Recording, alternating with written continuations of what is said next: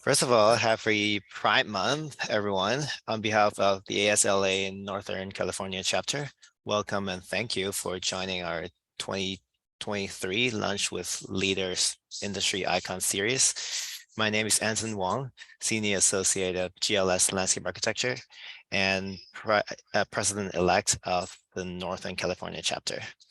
Helping me co-host today's section, we have Krista Van Hoof, Campus Planner at Stanford University and Vice President of the chapter, and Mingyao Wang, Associate at SWA Group and a large member of the chapter. Special thanks to Laura Luer, the chapter executive director, who has always been helping us on events. So before we get started, I have a couple quick announcements regarding upcoming events of the chapter. This Saturday on the 24th of June, the emerging professionals and students are having a happy hour at Snow Park near Lake Merritt in Oakland. There'll be a small charge, but please sign up and join this fun event in summer that marks the start of our summer, and enjoy a great time with our students in emerging professions. Next Wednesday, June 28th, 7 to 9 p.m., there's a layer prep workshop with Sarah Ronquist. This workshop will cover session 3 and review the specific subject matters of the exam specifications. There's no charge to attend this virtual event, so please go ahead and sign up. And on next Thursday, on the 29th, we invite all of you to join us at our Pride Month meetup events and celebrate the diversity of the landscape architecture profession. The event would take place in the Castro district in San Francisco. There's no fee to attend the event, but registration is required. The ASLA NCC chapter is also brainstorming our very first local chapter symposium, planning for mid-2024. And we would love to hear more about your ideas on topics that you're interested in and event formats.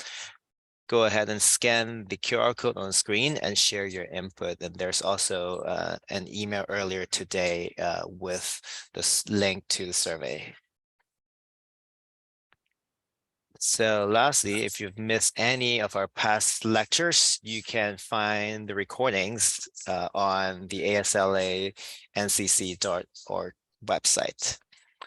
We have a full show today, so please use the chat function to submit any questions you have during the presentation, and we will have a short Q&A session at the end of the lecture.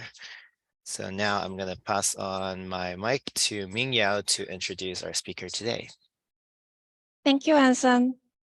This is Mingyao, and I'm a landscape designer at SW Group San Francisco office. We are very honored to have Ashley Langworthy here today to be our speaker. Now, I would like to do some introduction about our star today. Ashley is a vice president of Beardman Redevelopment Venture. With over 20 years of experience, Ashley is instrumental in activating, developing, and rehabilitating complex urban projects. Ashley oversees her team to manage, operate, and activate the public rooftop park at Salesforce Transit Center in downtown SF. She is also managing her team to update the master plan for Dallas's culturally and historically significant Fair Park, as well as developing and implementing a new community park within Fair Park. Ashley is an active member of Lambda Alpha International and the Urban Land Institute. Ashley serves on ULI's Sustainable Development Council, Next Steering Committee, and Policy and Practice Committee. Ashley is a licensed landscape architect and an AICP certified planner, and received her master in urban planning from Harvard's Graduate School of Design. Okay, without further ado, please take it away, Ashley. Thanks, Mingyao. Thanks for inviting me, and good to see everyone here and some familiar faces and my old office, SWA in San Francisco. I am just going to share my screen here and we will get started. All right. So yeah, as mentioned, I'm going to go through a bunch of slides for about 40 minutes and then have some time for Q&A at the end. So just a little on my personal trajectory. I was born and raised in Hawaii. I went to Tufts University in Boston for undergraduate, spent some time working for Hart-Howerton in San Francisco and then also in Boston. Went to graduate school at Harvard at the GSD, where I got my master's in urban planning, but concentrated a lot on landscape architecture as well. And then I was at SWA Group for 10 years in the San Francisco office. Something else to mention is I'm a mom of twins. So yeah, that's my Jasmine and Ilima. They were born in 2013. There they are today on their preteen journey, 10 years old. And then I went on to work for BRV, which I started a little on the side in 2015 and then went on full time in 2017 to help open a San Francisco office for the firm. In terms of places that I've lived, as I mentioned, grew up in Hawaii, did my education in Boston, undergrad and grad. I spent a year in Costa Rica for a broad program, spent a lot of time in the Bay Area, and then most recently in end of 2020 moved to Seattle. So that's where I am today. And just another thing I want to mention is just all the different places I've lived, especially the natural landscapes, have really influenced my career. So places on Lanai and Oahu and Hawaii, also the Cascades and the Sierras in California and Washington, Puget Sound. And then the things that I've studied, my undergrad was in economics and environmental science, went away from that for a little while towards more design, but my current role incorporates a lot of that economic knowledge and the sustainability knowledge as well as design disciplines. So it seems that everything kind of comes around and then maybe leaves for a little bit, but then comes back around. So that was something I wanted to mention.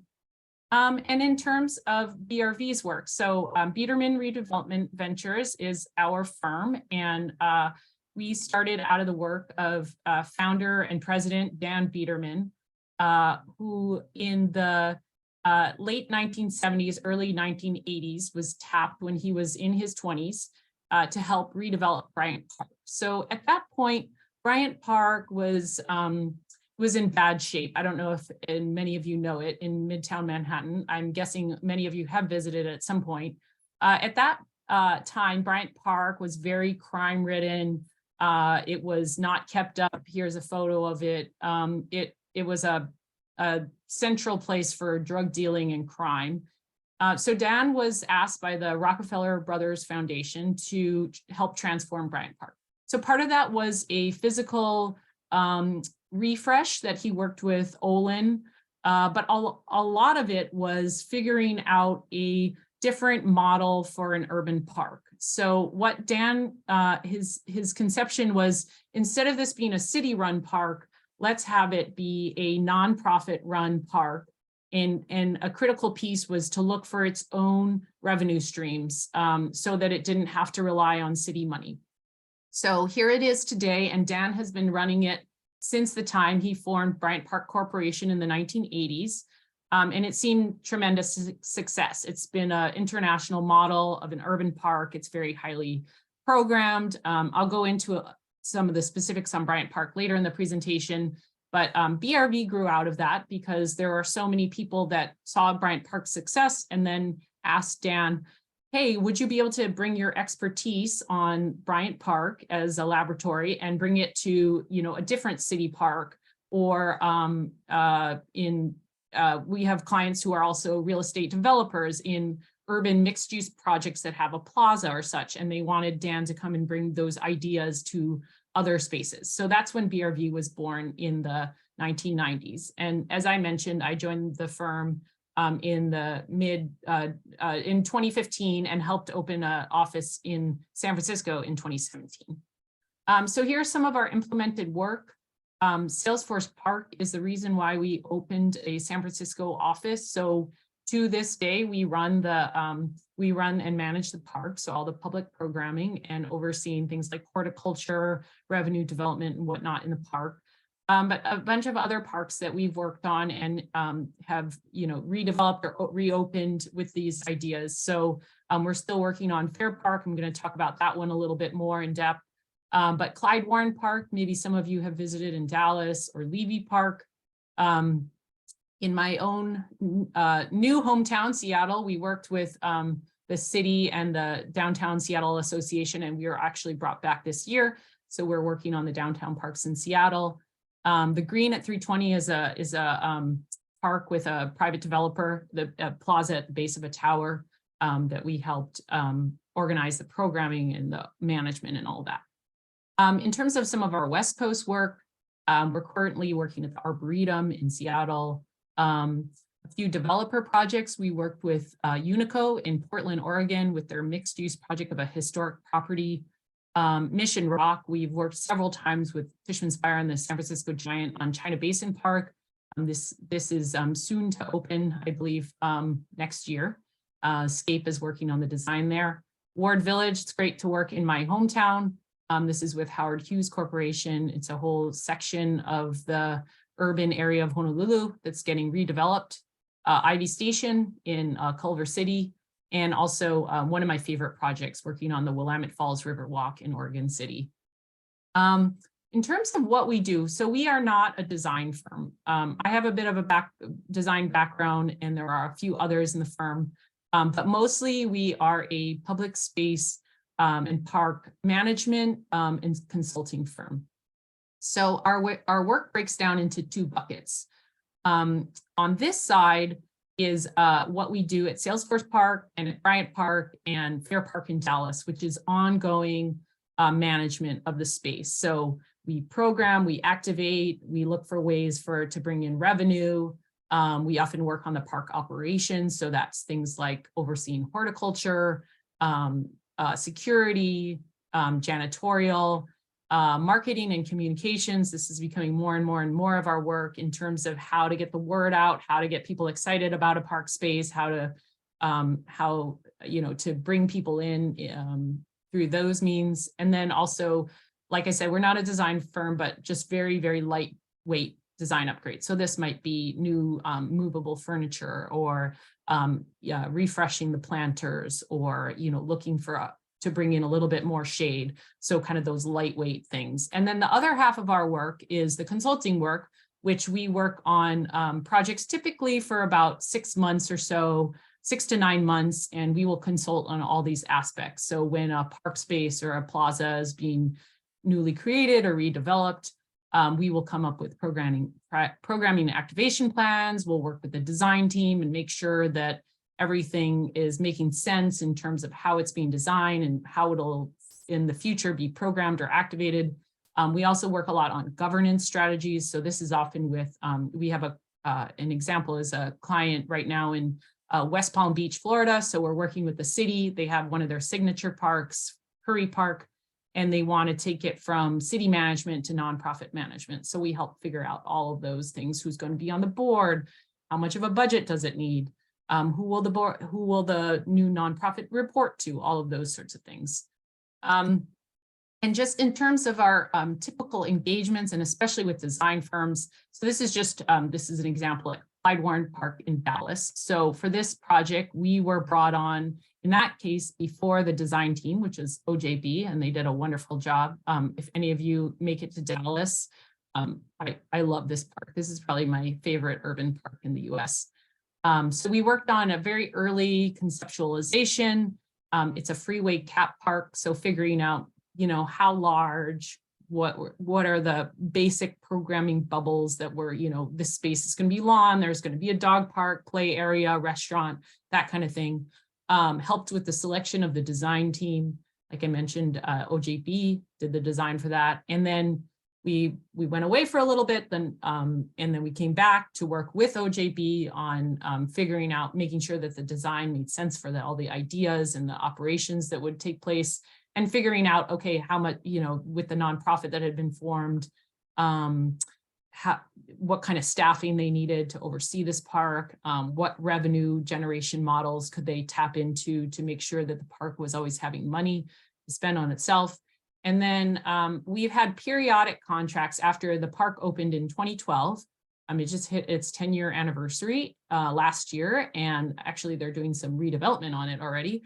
But we've had occasional contracts to come back and look at, does the programming need to get refreshed? Are there other strategies that they haven't, that need a little bit of fine tuning? So advising on those kinds of things. So all this to say, we come in at a variety of points. Often we are actually under a design team. So often landscape architects bring us in when this type of expertise is needed for a new or redevelopment.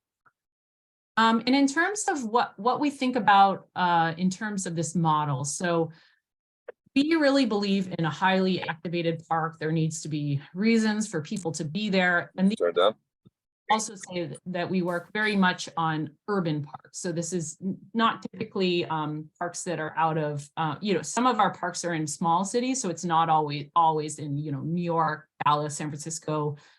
We've worked in cities like Green Bay, Wisconsin, where the Packers are. It's pretty much a town, but it's kind of at the center of where their urban area is. But a highly programmed and activated, really great operations. So making sure everything is kept up. And then this can often lead to ways to bring in revenue back into a park, and having the proper governance and management structures to make sure all of this is working well together. And then that money can go back into the park. So I'll get to some case studies in a minute. One of the things as I mentioned, programming and activation is very, very important to us. And so why do we put so much weight onto this? So we really believe that bringing in activity at different times of day. So we're not really talking about large events. We're talking about just daily things to make sure that there's something for people to do and a reason to be there throughout the week. To also help with safety and have an active park. This can also lead to higher density of foot traffic, of course. And so in terms of tax revenue or revenue for retailers of food and beverage that are nearby, and creating value for the real estate around it. So a lot of center cities or cities are thinking about this for their central downtown areas now after post-pandemic, and how do we bring people back? Having great urban parks is a key strategy in terms of downtowns, lowering vacancies and bringing people back downtown. In terms of how we also think about the everyday programming, so this upside down pyramid really gets at our strategy. So at the top here, you see things that are really everyday parts of programming. So this is kind of a generic triangle, but things that, a play space, something that's there all the time is really going to be important for activating the park, versus at the tip of this pyramid are the special events. So something like a summer concert series or a movie nights or whatnot, they're going to be a big draw. But those things are typically they take a lot of effort to plan, a lot of staff. Maybe you need more, security on site. Maybe you need more janitorial because there's going to be a lot of trash left behind. They're a large lift and they're generally more expensive. And if we often find that especially cities sometimes concentrate a lot on that, and they have these 5 nights in the summer where their park is totally full of people, but then 99% of the time it's very empty. So we really like to focus our attention on these uses that are there all the time, or daily uses, and draw a regular user base. We also think about who might come throughout the day and throughout the week. So a good example of this is at Salesforce Park. It's a downtown area. Probably many of you have been there, since most people are in Northern California. If you haven't, you should go. But we were really surprised mid-morning. It was a time and this was back in, the park opened in 2018. So pre-pandemic. And we thought, okay, mid-mornings are going to be pretty dead. Yeah, maybe some people are going to have some walking meetings, be out there maybe working, but it's going to be pretty dead. So we decided to have a toddler Tuesday, and then we expanded to toddler Thursday, because it turns out there are actually a lot of kids, young kids, not so much school age, but young kids in the area. And they came out in droves. So our toddler programs now typically have about 100 people, and this is 10 a.m. on a Tuesday or Thursday. So it's a way to bring people to the park and have it be really vibrant at a time that maybe otherwise it would not be. And this slide gets to leaning on community partnership. So this is also at Salesforce Park, and you can see all the logos of the local groups we work with. So in managing a park and having programming, it's not that, you know, we at BRV are out there, you know, teaching yoga or, you know, playing the guitar or whatnot. We work with all these community partnerships, and it keeps the programming also at a very low cost. For example, the fitness partner, Fitness SF, is in the transit station, and they actually provide all of the fitness classes for free. So they provide about 10 classes, open free to the public, but also free to us and our client, which is the Trans-Bay Joint Powers Authority. So in that case, we don't pay anything for their services, and it's worth it for them because they get their name out. People then sign up for gym memberships, and that community partnership works really well. Also really important to think about the operation. So these are some photos to show at Salesforce Park and also at Bryant Park, overseeing, having the staff to keep it really top notch in terms of the way it looks and functions. So we think a lot about that. And finally, another key aspect is thinking about how to bring in money and revenues into a park so that it has enough budget to pay for all this great programming. I talked to them about the importance of operations and staffing. All of that, of course, costs money. So these are some various ways that we look at, are there strategies of having concessions or F&B? Are there sponsorship opportunities? Are there private event rentals that can occur? And all of this feed money back into the park. This slide is kind of astounding if you deal with park finances, and this is Bryant Park over time. And currently, Bryant Park brings in nearly $25 million that it gets to spend on back into the park, which is an enormous budget. So that Bryant Park, and this took, as you can see, it took years and years. At the beginning, there really wasn't this kind of money coming in. It was only in the 2010s and on that it really kind of took off.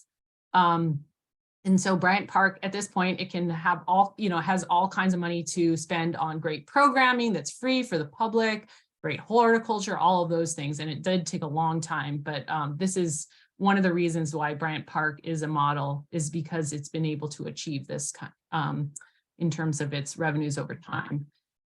So now I'm going to switch and talk about 3 projects, Bryant Park, Salesforce Park, and Fair Park in Dallas in a little bit more depth. I'm going to keep it to about 15 more minutes so that we can get into some Q&A at the end and have a little time for that. So these are 3 parks that we have a longer term management contract. So starting with Bryant Park, this is really our signature, and Bryant Park is more of a cousin to us because Bryant Park is Bryant Park Corporation, which, as I mentioned, our founder and my boss, Dan Biederman, he runs both Bryant Park Corporation and BRV. So they're kind of our cousin organization.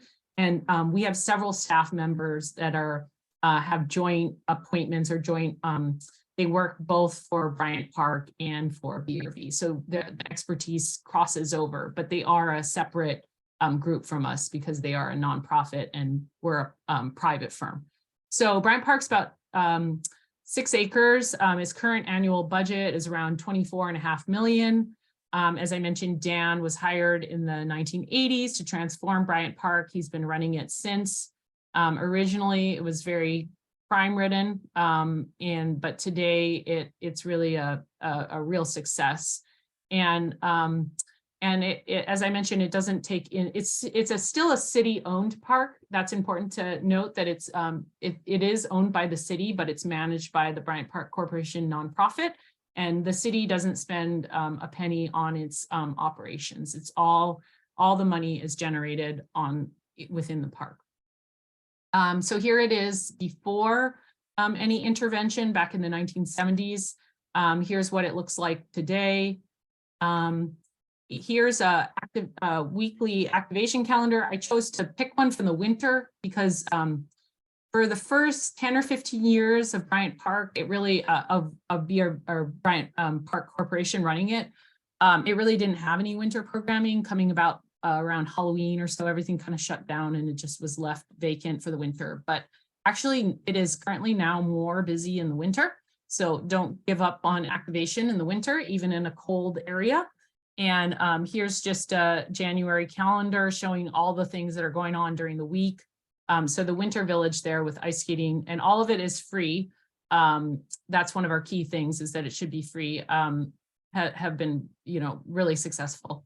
Some of the more unusual programs that we do, so beekeeping, people are sort of surprised to see this in Midtown Manhattan, but it's a very popular program. Bird watching, another sort of bringing in nature to the city program.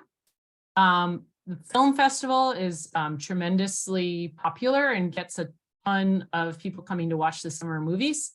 Winter Village, I mentioned, so there's ice skating, there's a bunch of concessions. And I will note that this does, even though the skating is free, this is a moneymaker for Bryant Park, because the concessions do really, really well. And also there's skate rentals. So it's free to skate if you bring your skates, but if you want to rent them, then that, you do pay for that. But all the other, the shops and there's temporary little kiosk shops that are set up, and the concessions and everything do bring in a lot of money, as well as Bank of America now sponsors it. So it's presented by Bank of America. And so they pay a big fee to have their name as the presenting sponsor for this.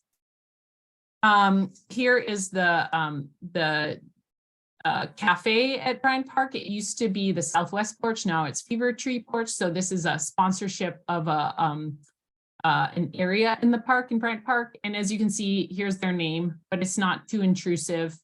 Mostly it's just a bar and grill. But Fever Tree does pay quite a bit of money for that sponsorship of it. The summer movies. So this is, can you see in here? At this time it was presented by HBO. So sponsorships opportunities. And then switching gear a little bit, I wanted to have kind of a hot tip from each park. So one thing that I feel that I've been dealing with a lot in a lot of the new park redevelopments I'm working on is thinking about whether there needs to be a stage. In most cases, I do not think stages are a great use of space. And this is Bryant Park, which has a lot of performances. And this is kind of the extreme of a temp stage. But this gets set up every summer. And so it's a production stage, but it's temporary. You can see the fountain there in the background. This is during a performance, but this is just during a regular lunch. People take their chairs up on the stage. It's just kind of folded into the environment of the park. And so there's this production level stage, and Bryant Park also has a modular stage. This is one of the square dances. So the stage is not nearly as big. And it's actually done with just a modular, put together portable stage kit. And in most cases, I think that this works quite well. I think the money is better spent on other aspects. This has come up in our park in Dallas. We're developing a community park. There was a desire to have a stage, and a lot of money is going into that stage. And I was an advocate of, I don't think this is needed, but I lost that battle. So stage is going in. I'm sure it'll be great still. But this is something that I think can be done with different means. And actually at Salesforce Park, we have a stage, but we don't use it that much. And we tend to do this kind of music event in the main plaza, which is just in a plaza. So then one other one that I wanted to touch on is having really, really great bathrooms and spending some of the budget on that in terms of the design. So this is the bathroom at Bryant Park. And then this is Really Square, that is also managed by us. So this is right near Bryant Park. It's kind of an extension of it. And this was done quite recently. The Bryant Park restrooms are historic in terms of their structure, but they've been refurbished on the inside. So you can see things like really beautiful appliances and sinks and tiling, fresh flowers. We have classical music playing in Greeley Square. You can see similarly fresh flowers, just nice materials. And yeah, we believe this is an area that's really worth spending money on versus something like a stage. Because if a place has a park has a really great clean bathroom, people will stay way longer. You know, you don't want to lose people who come and then they need to use the bathroom and there's no bathroom, and that once they're leaving to go find a bathroom, they're probably not coming back. So we feel this is really a key area to spend some money and do a nice job on. Switching gears, and I'm going to just take a check at the time. Okay. Keep going here. So Salesforce Park in our San Francisco backyard. The budget here is tremendously less. Bryant Park, I said it was about 24 million. Here, the park budget is just over 2 million. It's owned and operated by Trans-Bay Joint Powers Authority. So despite the Salesforce name, it is run by a government entity. The Salesforce Art is a naming rights opportunity that will go on for 25 years. And Salesforce pays about $3 million a year to have their name on the transit center and on the park. So that helps sustain the operations and pay for things at the park, as well as a bunch of other sources of revenue from transit agencies. And also the East Cut Community Benefit District pays for most of the park operations and programming. So that's the community benefit district for the area. They pay for 80% of everything that occurs in the park. And BRV, we got hired in 2017. That's when we opened the San Francisco office. And we've been running the park since. We just are renewing our contract to go.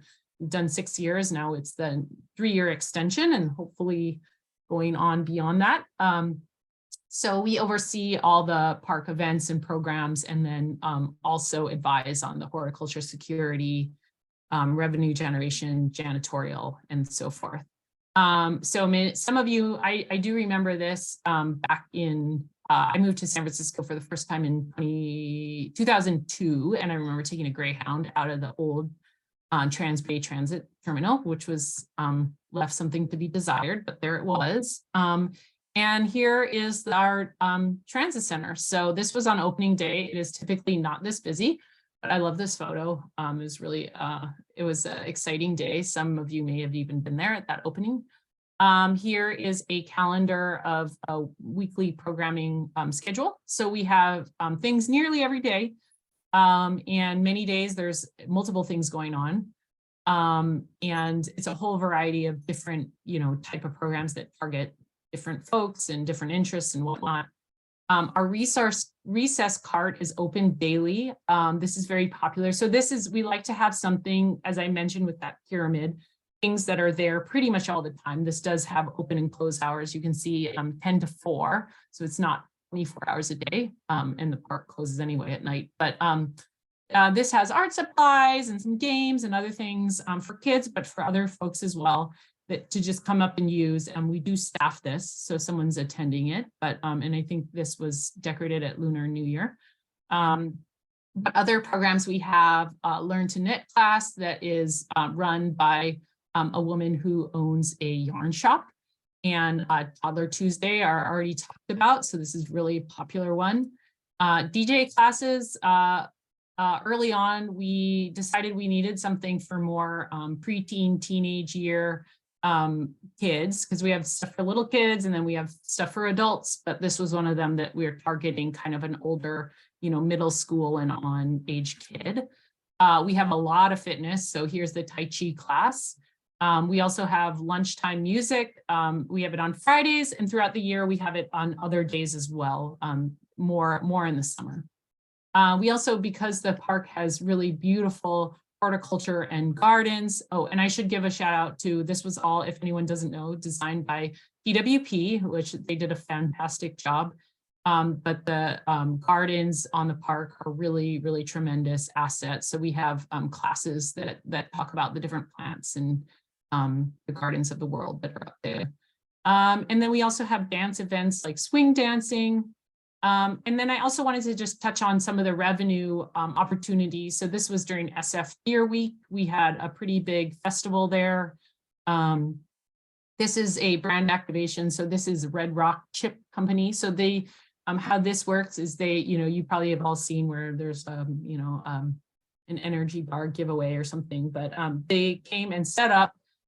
It's really just to help bring in some additional revenue. I think they were there for about 2 hours, so it's not a lot of impact on the park. They gave away some free chips, and in this case, I think they paid about $10,000 to do that. And so 2 hours, that's pretty good way to just bring in a little bit of extra cash for the park.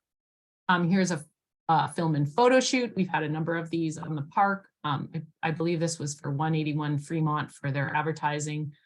And then Bear Bottle opened last fall. And so this has been a great addition to have kind of a little brewery outpost. And they also partner with the empanadas to sell a little bit of food. And one day the restaurant will be open, but it is taking a while, but hopefully not too long.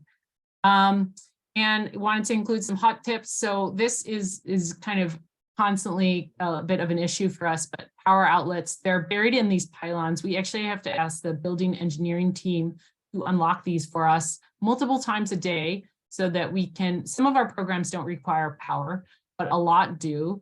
Our music, our fitness, we have a portable speaker, but the bigger fitness classes, we do need to plug in. Our stage does not have enough adequate, easy to access power. So this is something that I think is super important. Put in lots of power, make it really easy to access. I mean, it can have a little block box over it, but lots of power helps with programming. And a shout out to think more about movable furniture rather than fixed. Fixed furnitures and benches can be great for, creating kind of placemaking, beauty, whatnot. But in reality, we really are an advocate for movable furnishings. It helps with moving to the shade or sun, gathering, people just being more in control of their environment, and also for programming, it helps tremendously. Finally, last park, and I'm going to go through, I don't have very many slides on this one, but I'm going to finish up here. So this is our park in Dallas. That I work a fair amount on. Fair Park, it's a 277-acre complex. So this is more almost a campus. And this is where the State Fair of Texas takes place. And it is also owned by the city of Dallas. But in 2019, after years of thinking about this, they decided that they were not really capable of having it continue to reach its potential. So they shifted the management of the park to nonprofit management, which is, there was a new nonprofit form called Fair Park First. So we are tucked under them.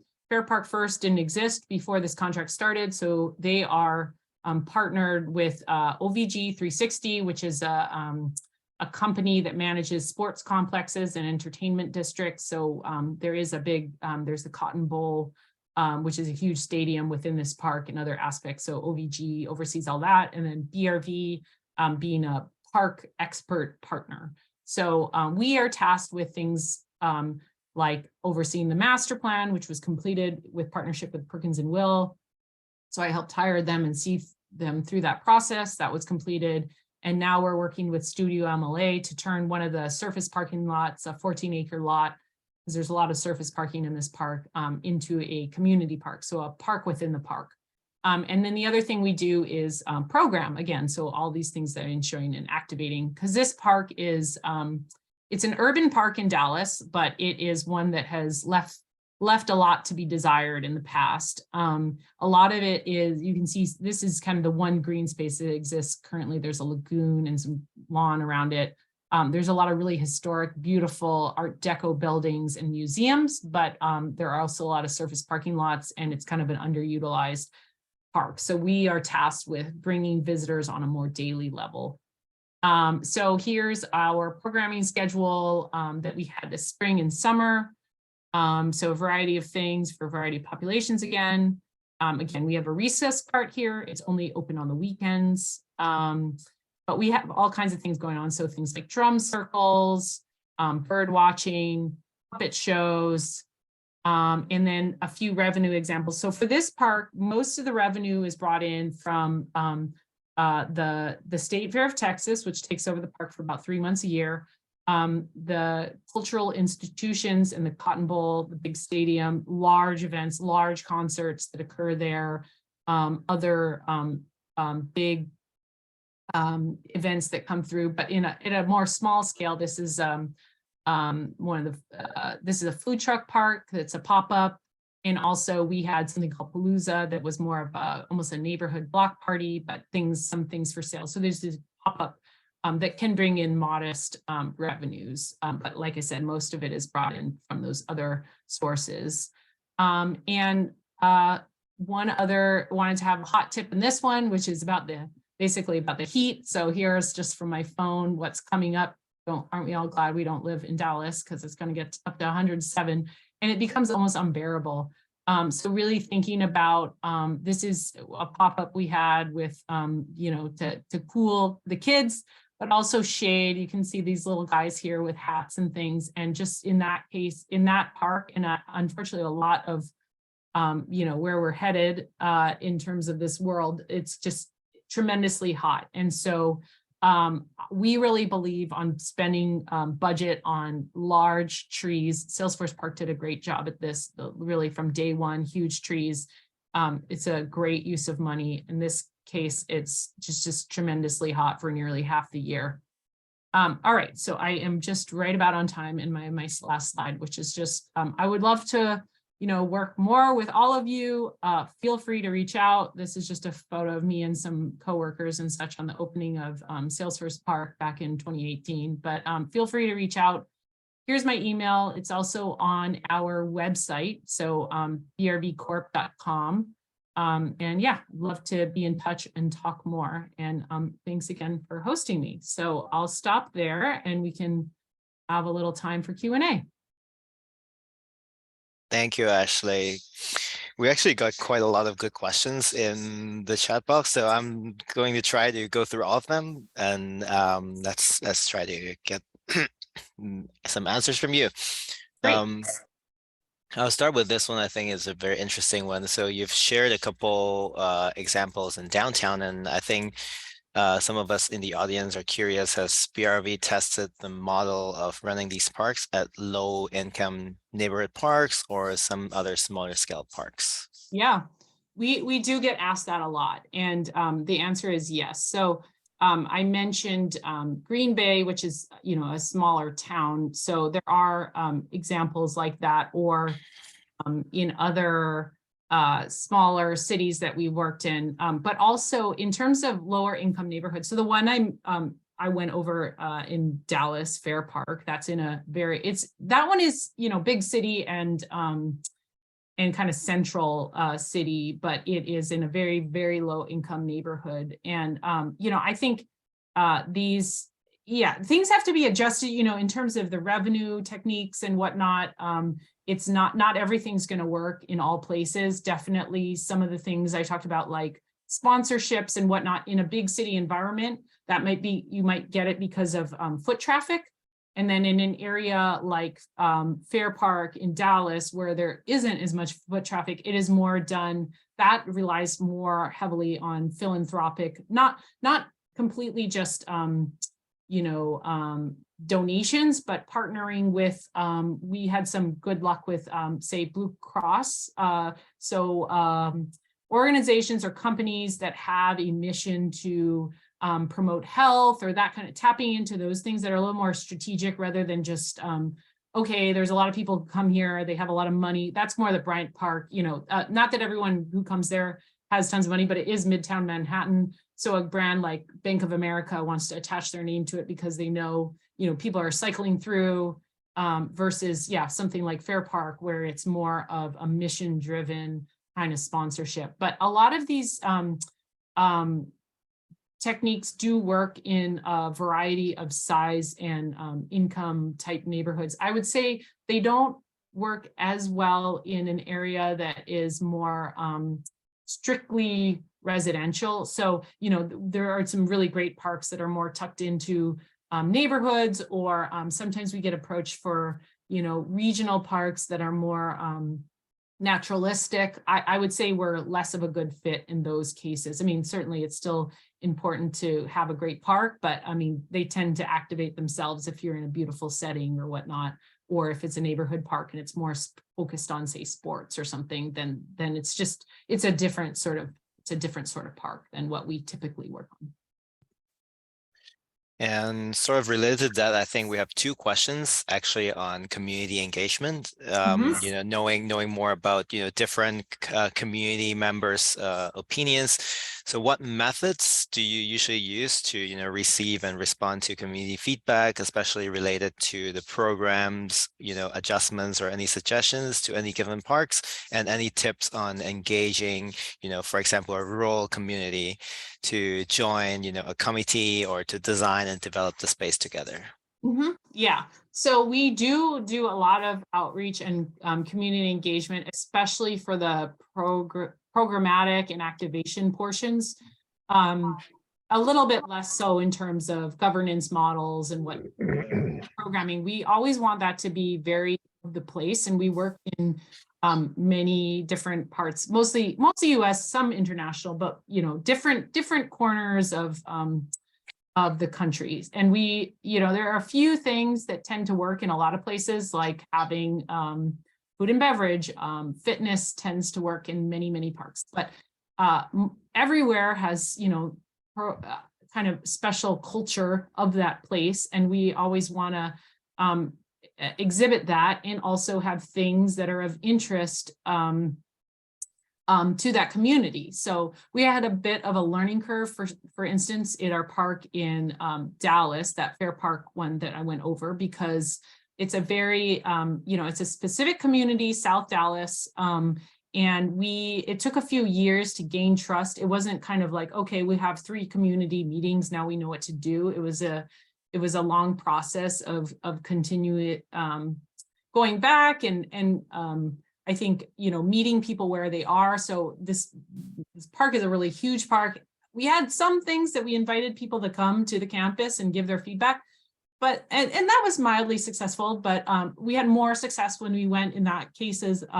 A lot of the community revolves around the churches and such. So we went to, a lot, not Sunday church, but a lot of them have, a Thursday night gathering or something. So attending some of those or other community neighborhood meetings. And so going to where people are, and then the other, and talking to folks. But then I think the other thing for our work, at least, that was really critically important was finding those programming partners that are from those communities. So in just keeping on the Dallas example. So for instance, our yoga instructor and such is from South Dallas. So we didn't go with some, yoga studio somewhere else in Dallas. It was really, and they have their own following, their own people who come. Same for our art and other, we have some nature-based activities. So those partners are all from South Dallas. They're all from the neighborhood, and they have a,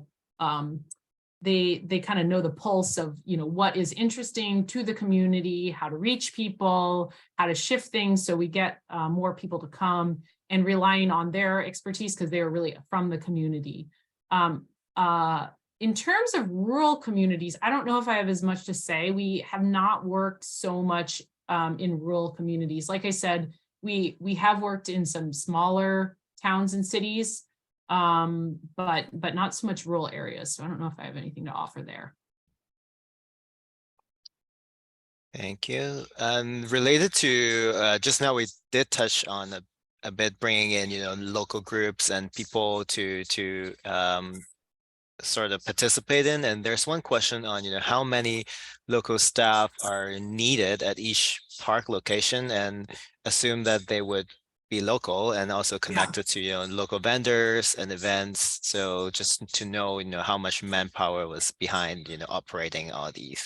Yeah, that's a great question. So we have, like I said earlier on, we have 2 parts of our practice. So we have parks that we manage over the longer term, and then we have parks that we consult on. So when we consult, we often, we're often in places that we don't have staff. We come in and we we try to get to know the place. Maybe we have outreach, whatnot. We get to know stakeholders and we make recommendations. So that's kind of one thing. And we don't tend to have staff on the ground. Then there's parks like Salesforce Park, Fair Park, Bryant Park, where we need boots on the ground and we need to build up a staff. So yes, we definitely, we need to, in those cases, when we're managing a park, have a local team and people from the place. So they have relationships and partnerships.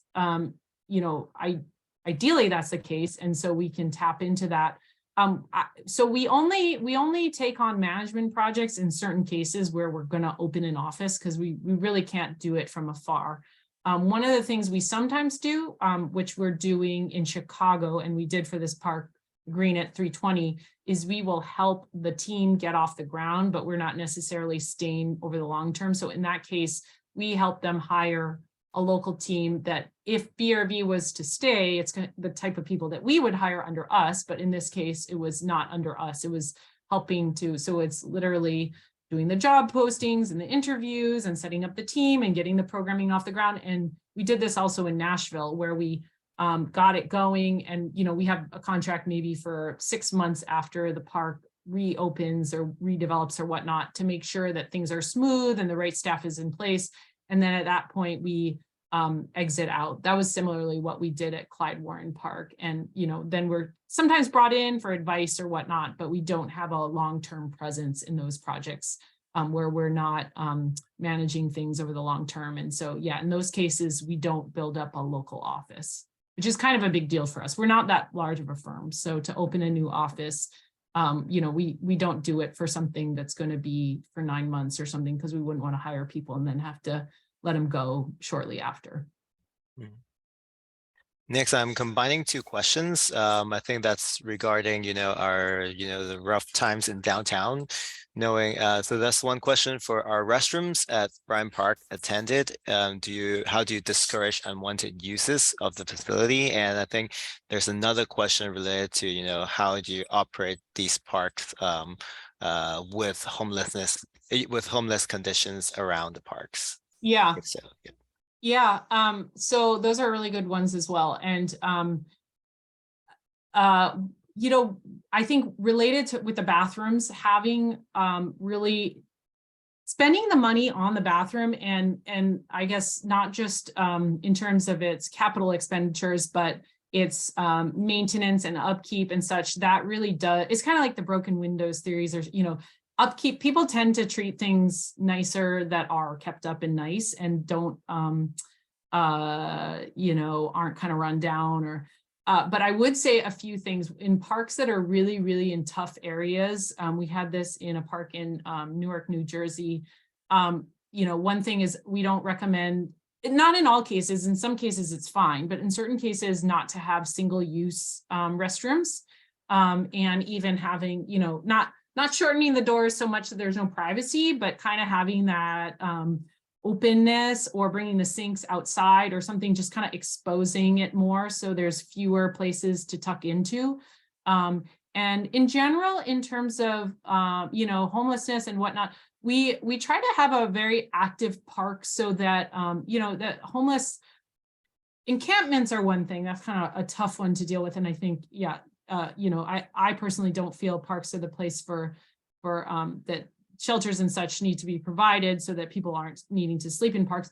But in terms of someone coming and resting and whatnot, I mean, our philosophy is that, that's part of the urban, that's part of being in a city. And what we want to do, we think about ratios. So having a lot of positive stuff, activity and whatnot going around in the park. This is a case at Salesforce Park. There are homeless that come through, but I mean, that park is a little bit special because it's elevated on a roof. So it's a little bit easier and it closes at night, but people come through and, yeah, have a rest, whatnot. As long as you're not really disturbing things and having a lot of other people will still have it feel really safe. And when things are maintained and there's not, drug paraphernalia and such out, and people not actively using there, but if people are coming through and whatnot, then that, that's fine with in terms of our thought on it. I have last two questions here. I think one of them we've we did touch on a little before, we opened to the public, which is on COVID, like whether there's any changes or whether COVID affected the way these parks are operated or the programs are being planned. So what are your thoughts on that? Yeah. So I'd say on a positive side, there's been a lot more emphasis and attention to our public realm and public spaces and parks. Those have become much more important to people and cities and such since COVID. I mean, we're all, in the landscape architecture world, so parks have always been important to all of us. But I think for the more general population, they've been elevated up in terms of people's attention. They got used to going to them. They value them. On the other hand, a lot of budgets are really squeezed in terms of cities and certainly developers. As we all know, the downtowns are suffering. They're quite tight budgets and people are being very careful with money. So it's kind of a push-pull. That part is, constraining it, and there's not as much money to go around. But on the other hand, there's more important. So what we're seeing, and maybe it's not great, but I'm sure we'll get through it, is we're being asked to do more with less. It's a little bit harder to secure a good fee or whatnot. And there's a lot of desire and expectations of great things, but not always the budgets to support that. So that's what I feel. So that's sort of what COVID has affected, but certainly, there's just been a real support of having these kinds of programs outside and support for parks and public realm. So that's all been really, really positive. I wanted to end today's lecture on the last question, which is a little more personal, but I think it's related to, how has your experience, as with design background influenced your current efforts in placemaking? Yeah. One thing that is great is I just really love to get to work with a variety of designers. That's a really, really fun part of this job. I think one of the reasons that I kind of moved into this was because instead of staying strictly in a design firm, was the desire to see how people use space and how it's maintained. I felt a little bit personal frustration of, sometimes seeing things go downhill. You make a beautiful design and then it doesn't have the budget or whatnot to sustain itself. But yeah, having a design background and knowing how to read plans and talk with designers and, have friends who are designers and all that is both a very fulfilling and also really useful part of my work. And yeah, it's something that I love that aspect of. I still am very interested in that portion of the job. Great. Once again, thank you, Ashley, for being here today. And thank you, everyone, for attending our lecture. We hope to see you in our future events, and we will also email you a copy of the webinar recording when it's available. And the recordings are also available on our website. Have a great afternoon. Thank you, everyone. All right. Thanks, everyone. Thank you.